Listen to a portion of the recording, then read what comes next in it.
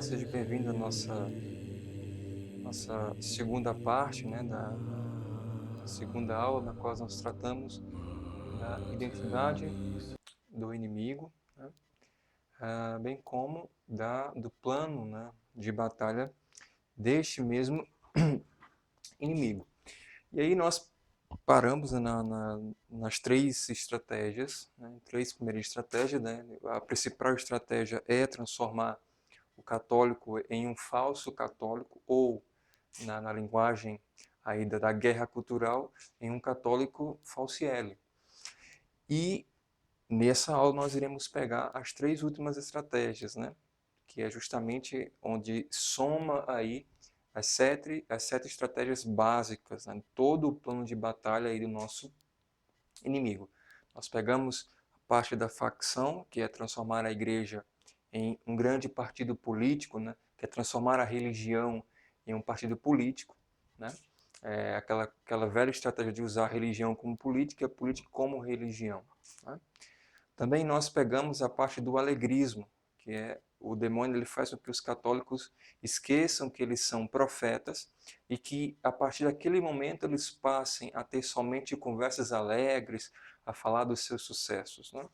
E, por fim, nós pegamos a questão do cieísmo, que é justamente transformar a igreja numa grande empresa, onde nós somos funcionários e nós temos que trabalhar para o crescer dessa grande corporação que se chama Igreja Católica.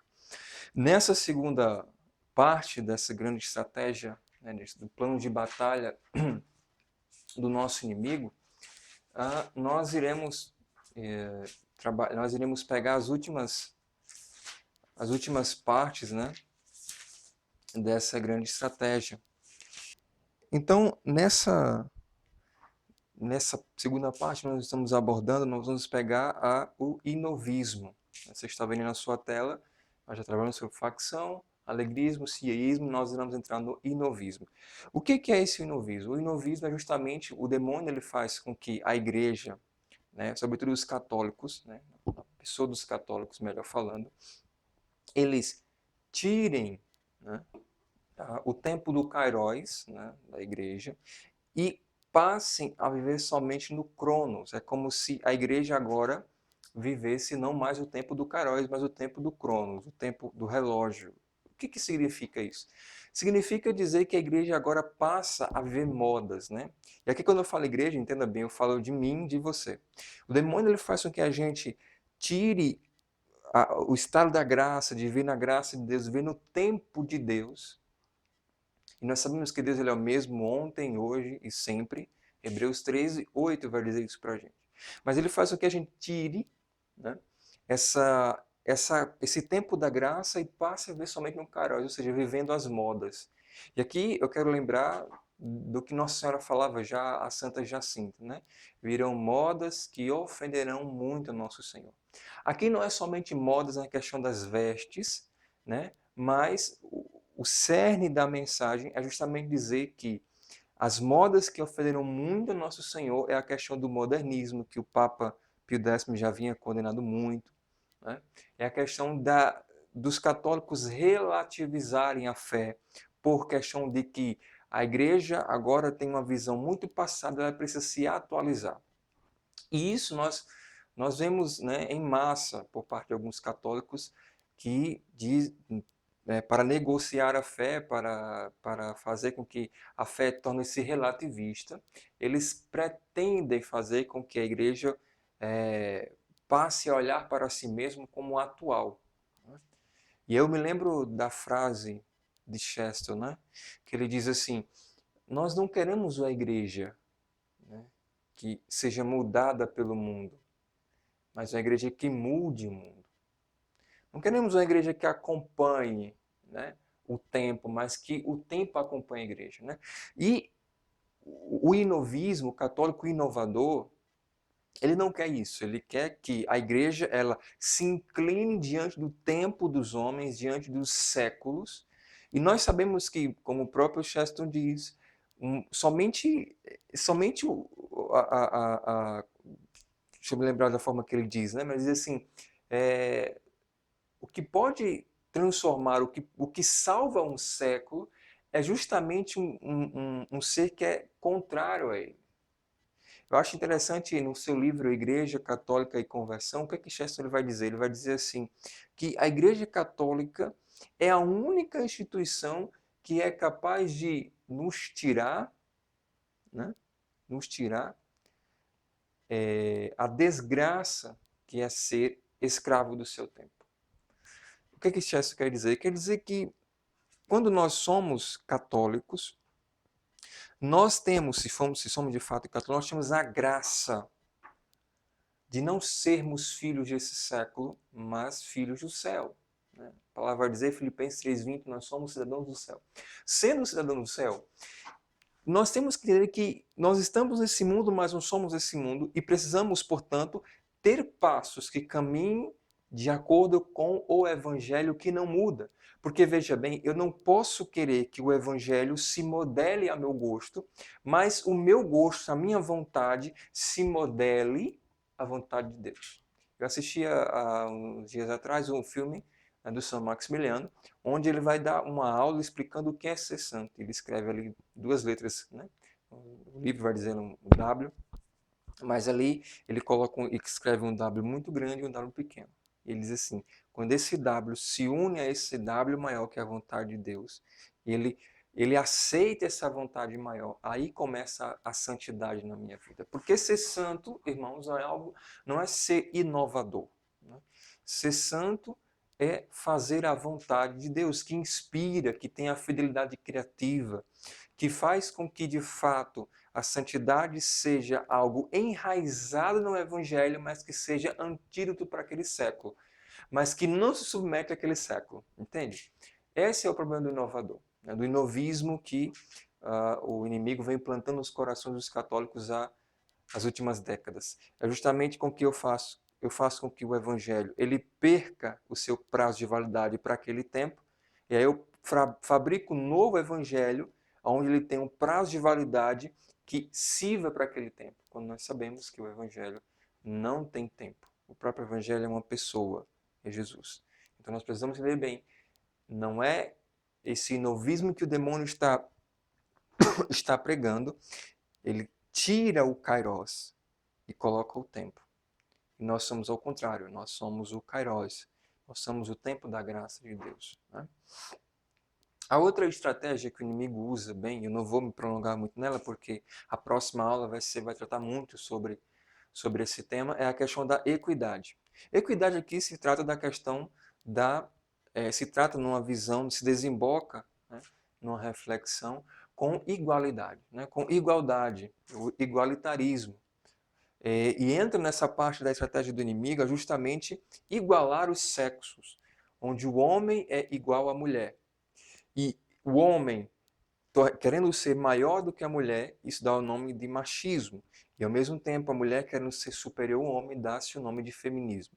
A grande estratégia do inimigo é, nessa parte da equidade, esse estágio da equidade, é justamente destruir a identidade do homem, a identidade da mulher, para que eles não saibam como atuar no mundo. As famílias, e isso ataca de cheio a estrutura familiar, né? Porque se o homem ele perde a sua identidade, o seu papel, né? Isso se dá por várias enxurradas de ideias, né? O feminismo que impõe aí, né? O empoderamento feminino e o machismo com essa questão, né? Patriarcal do homem que domina, enfim, tudo isso vem de um bombardeio aonde o homem e a mulher eles perdem a sua identidade, perdem a sua dignidade e ao mesmo tempo que isso acontece, eles não têm mais controle de si. Eles não vivem como que não soubessem mais quem eles são.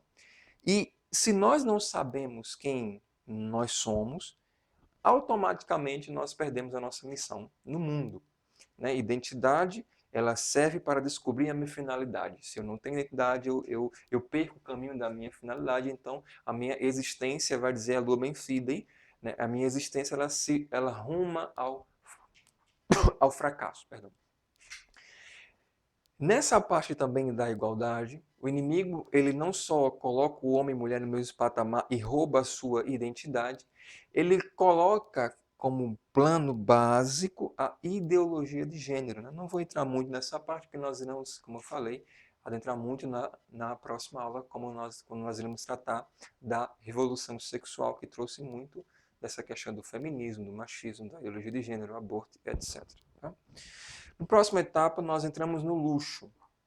Nessa parte do luxo, o demônio ele faz com que o católico ele não seja uma pessoa prudente no seu consumo, mas seja aquilo que Nossa Senhora denuncia muito nas suas aparições, nas suas mensagens ao Padre Gobi, é a questão do consumismo, do materialismo. Ou seja, o católico ele passa a ser um idólatra, né? E isso é muito interessante, porque qualquer forma de adoração que não seja para Deus é ótimo para o inimigo. Quando eu passo a adorar qualquer coisa, qualquer ser, qualquer objeto que não seja Deus, eu estou fazendo um trabalho para Satanás. Por mais que não esteja adorando Satanás, eu estou sendo como que uma pessoa que idolatra um ser, um objeto, que não seja, quem sabe, o próprio Satanás. Né? Existem satanistas para isso, mas é interessante notar também que nós somos, muitas das vezes, idólatras. Né? Não é questão somente de imagem. Algumas pessoas, alguns protestantes nos acusam de idólatras, mas às vezes eles estão certos. Não porque nós temos imagem em casa, nós rezamos diante de imagem, mas porque, infelizmente, nós temos produtos que fazem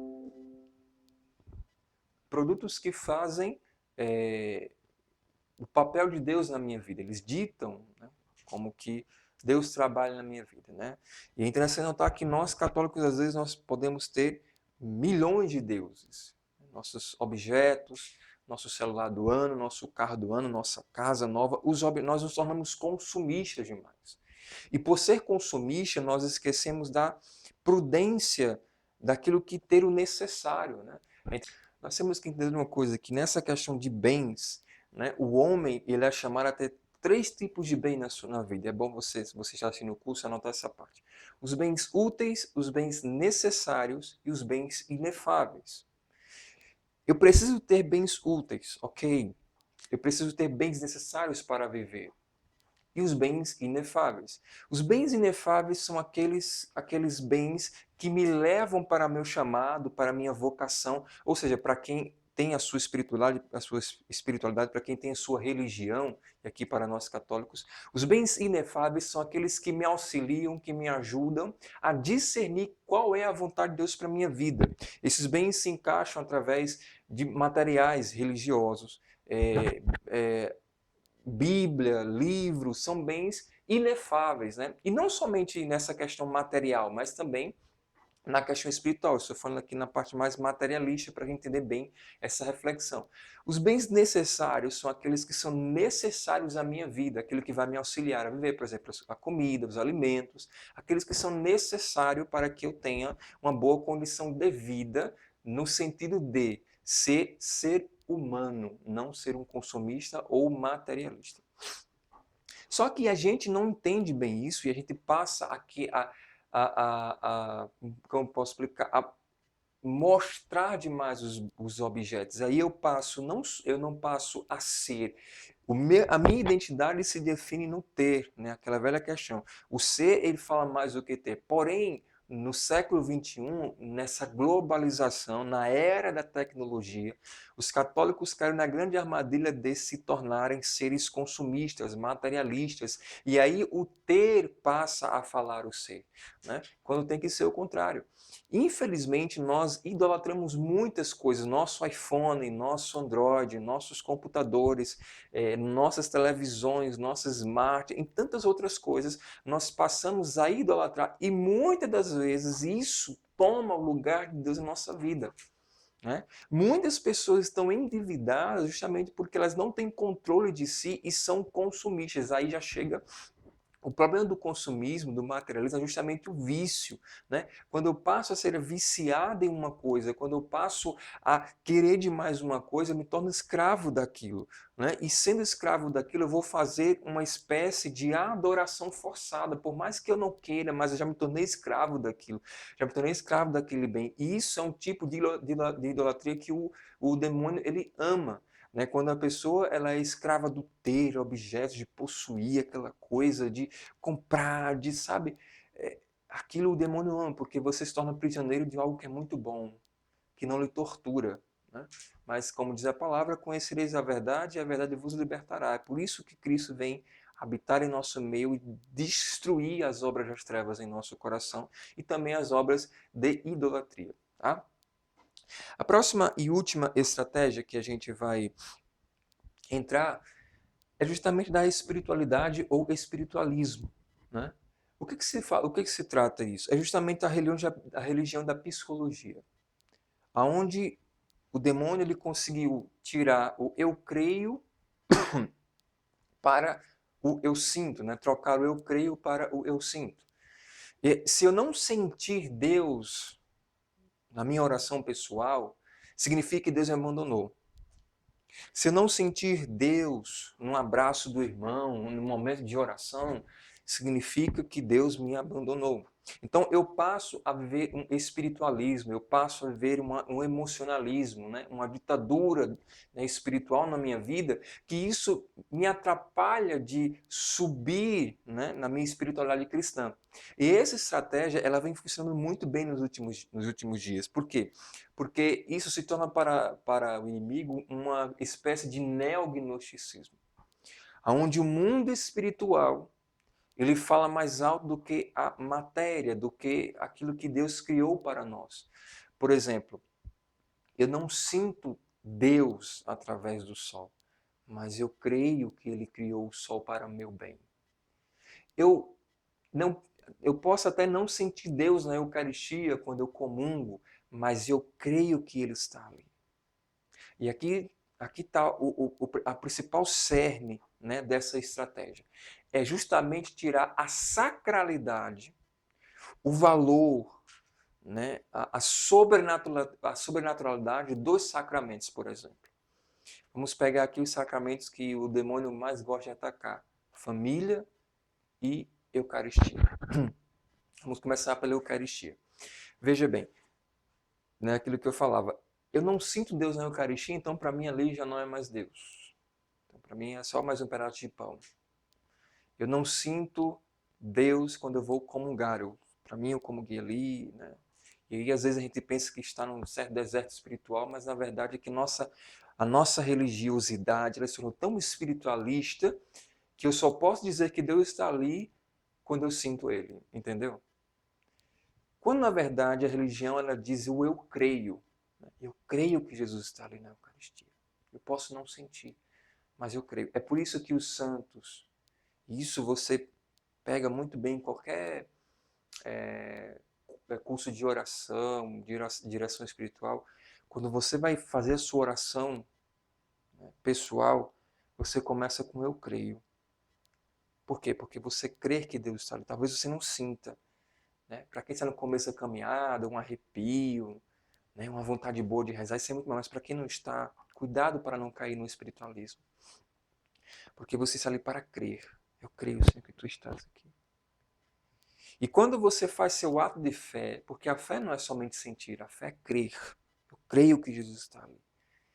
E ali eu posso viver a minha vida, né, crendo que Ele está ali. Sabe? Eu não preciso de sinais para atestar, né, a minha fé em Deus, mas eu só preciso crer. E Ele é Deus, Ele precisa disso. Né? Eu preciso disso, somente crer e não sentir. Na parte do sacramento do matrimônio, também a mesma coisa. Na parte, sabe, eu não sinto mais, né, vamos colocar aí o amor esponsal, não sinto mais aquilo pela minha esposa, aquilo no começo, né? O espiritualismo, acho que a estratégia do inimigo é justamente destruir isso, sabe? Essa questão do valor do sacramento do matrimônio, quando eu creio que Deus criou ela para mim, eu creio que Deus, né, selou a nossa alma está selada pelo sacramento do matrimônio, eu creio que Deus nos uniu, que somos uma só carne. Mas a partir do momento que eu sou uma pessoa espiritualista, eu sou uma pessoa que segue esse tipo de, né, de religião do inimigo, eu não, o crer para mim não baixa, né? Eu tenho que sentir amor. Então, muitas vezes o casamento eles dão errado por conta disso. Ah, não sinto mais, não é mais a mesma coisa. porque infelizmente o inimigo já semeou naquela família, naquele matrimônio, o seu espiritualismo, a sua espiritualidade, né? Aonde as coisas simples e palpáveis, que às vezes você não precisa sentir, mas o fazer da tua esposa, o fazer do teu esposo, o simples cozinhar a tua esposa, né? Para você comer, para você almoçar, né? A simples carícia da tua esposa, do teu esposo, por mais que você não sinta, mas você crê que Deus quis assim, que Deus quis ela para você, que Deus chamou você a construir família com ela. Essa parte da religião, da espiritualidade, ela faz com que a gente inverta. Né? Inverta, nós queremos a religião da psicologia. Né? Nós não queremos mais santidade. Essa religião ela faz com que a gente troque santidade pelo bem-estar emocional. Né? Quando santidade não é sentir-se bem, não é ter saúde mental. Santidade é fazer a vontade de Deus. Então fica aqui para você nessa segunda parte da nossa segunda aula, essas últimas 4 estratégias, né, de como transformar o católico verdadeiro, um católico fiel, em um católico falciano. Então, fazendo uma peroração, né, uma peroração, um resumo, Falcielli, um acrônimo de Falcielli. Né? Então vamos lá, facção, religião como política e política como religião, alegrismo, né? Fazem com que os católicos esqueçam que eles são profetas e que tenham somente conversas alegres, que falam dos seus sucessos, que esqueçam que eles são pessoas bem-aventuradas, mas que esqueçam que eles são chamados a ser bem-aventurados, mas sim bem-sucedidos. Né? O cieísmo, que é aquele tipo de católico que transforma a igreja numa grande corporação, numa grande empresa, onde ele tem que fazer para o bem da comunidade, e ali ele quer empreender naquela grande organização que chama Igreja Católica no mundo dele. Nós temos o inovismo, que faz com que a igreja, o católico, ele perca o tempo de Deus na sua vida e passe a seguir os modismos da sua época, né, o relativismo, o modernismo tão condenado pela igreja. Nós temos também a questão da equidade, que desemboca na igualdade dos sexos, ideologia de gênero, né? A questão do papel do homem e da mulher no mundo, com o machismo e o feminismo.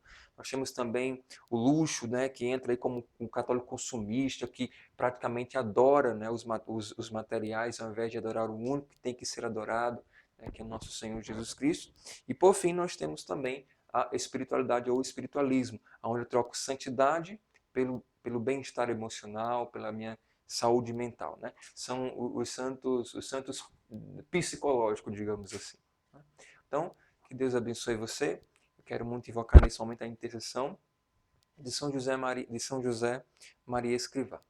Porque São José Maria Escrivá foi um santo moderno, né? Um santo recente, que soube colocar na sua vida as coisas espirituais, mas também as materiais. Ele falava assim: santifique o trabalho, santificar-se no trabalho e santificar o trabalho.